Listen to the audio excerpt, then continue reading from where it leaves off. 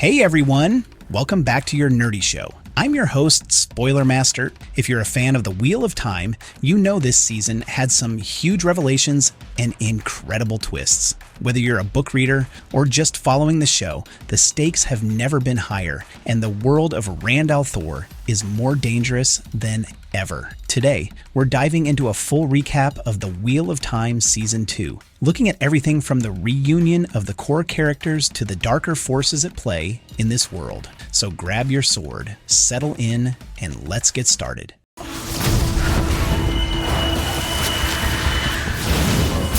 The Search for the Dragon, Reborn Season 2 kicks off with a chilling scene of dark friends gathering. Ishamael, one of the Forsaken and the most powerful servant of the Dark One, makes a crucial decision. Instead of eliminating Rand al'Thor, the Dragon Reborn, he chooses to observe him. This shift in the Dark One's strategy sets the stage for the entire season. There's clearly more to Rand's role in the struggle between light and shadow than anyone could have anticipated. Meanwhile, Moiraine Sedai is struggling with a massive personal crisis. After the events of the first season, she finds herself cut off from the One Power. This loss is devastating for her, and she is staying with her fellow Aes Sedai, Varen and Adeleas, trying to recover while searching for more information about the Dragon Reborn. Her grief over losing her abilities is palpable, but she remains committed to the mission. Egwene and Nynaeve are in training to become Aes Sedai at the White Tower, each facing her own personal challenges. Egwene is determined to prove herself, but she often feels overlooked compared to her peers. Nynaeve, on the other hand, is still struggling with a block that only allows her to channel when she is angry or afraid, a condition that's causing her frustration. Liandrin, an Aes Sedai with a controversial past, offers to train Nynaeve, but others are wary of her. Liandrin's teachings have led to the deaths of novices, and her methods are questionable at best. Meanwhile, Perrin, Loyal, and Elias are traveling with a group of Shienarans, led by Ingtar Shinoa, on a mission to track down the Horn of Valyr, which was stolen by the villainous Padan Fain. Egwene and Nynaeve, still grieving the apparent deaths of Mat and Rand, have no idea that their friends are still alive. However, while Moiraine is following her own path, she's ambushed by 3 Fades. Lan tries to save her, but both are severely injured. Luckily, Varen and Adeleas arrive in the nick of time to rescue them, setting the stage for the next series of events.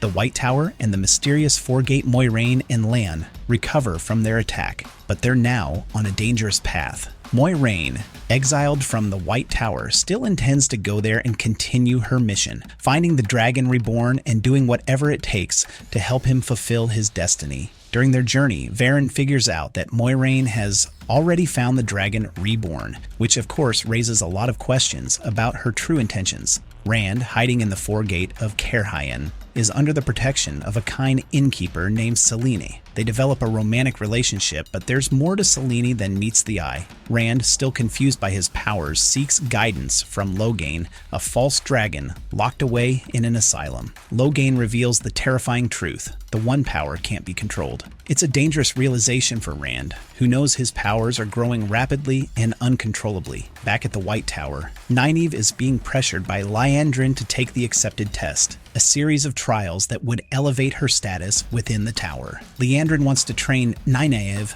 but her past is filled with suspicion. The other Aes Sedai know Liandrin's teachings have caused the deaths of novices, making her an unreliable mentor. Nonetheless, Nynaeve is pushed into the test, and it's here that the first major shock of the season occurs. At the same time, Mat is being held prisoner in the tower at Moiraine's request. Liandrin seems to release him for his own good, but it's part of a much larger plan. While all this happens, Perrin and the Shienarans make a grim discovery: a massacre where innocents have been slaughtered and a Fade has been nailed to a wall. Their journey is about to take a darker turn as they make their way to Faldara.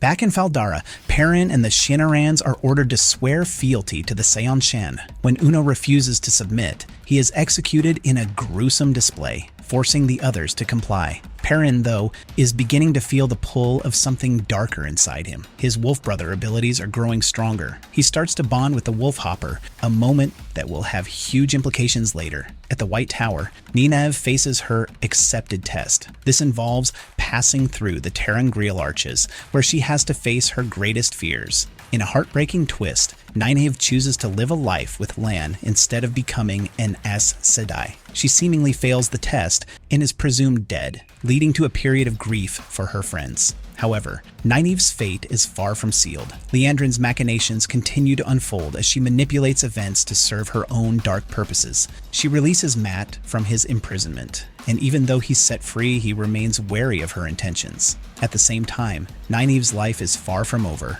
and after a series of events, she emerges from the arches and returns to the real world, shocking everyone, including Egwene.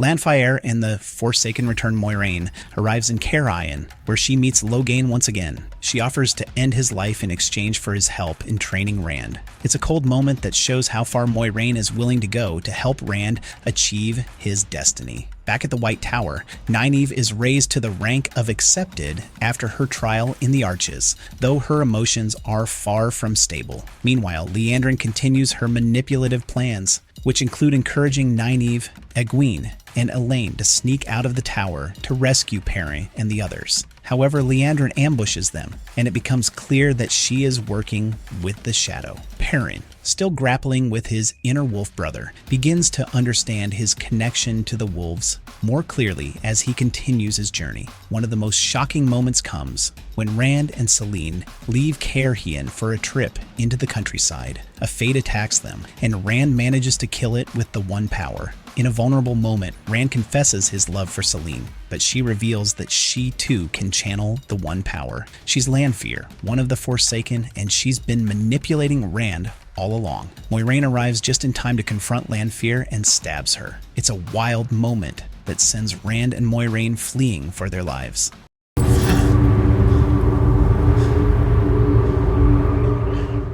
A new alliance, Perrin and Aviendha, continue their quest to rescue their friends, and they join forces with Bane and Chiad, two Aiel warriors who have their own reasons for joining the fight. In Caer Ion, Rand faces off with Siouan Sanchi, and the true political intrigues of the Aes Sedai are revealed. Rand's powers are growing, and his relationship with Moiraine and the others becomes more complicated. Meanwhile, in Faldara, Nineveh, Elaine, and Egwene are struggling to free themselves from the Seanchan's control. Nineveh and Elaine manage to figure out how to use the Adam, a device that controls domain, to their advantage. They manage to escape the Seanchan, though it's clear that the situation in Faldara is growing more dangerous by the minute.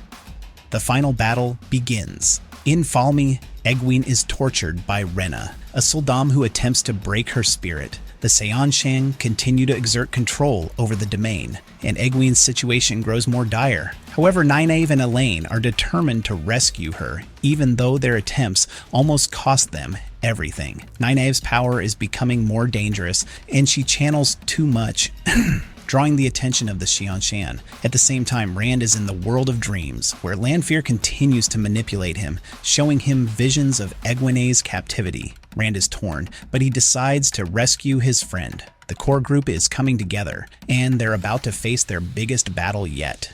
The betrayal, and the heroes unite. Mat is kidnapped by Lanfear and brought to Falme, where Ishamael tries to manipulate him with visions. But Mat, ever the wild card, resists Ishamael's plan. In Caer Ion, Rand's enemies move against him, but with the help of Lanfear, he manages to escape and travel to Falme.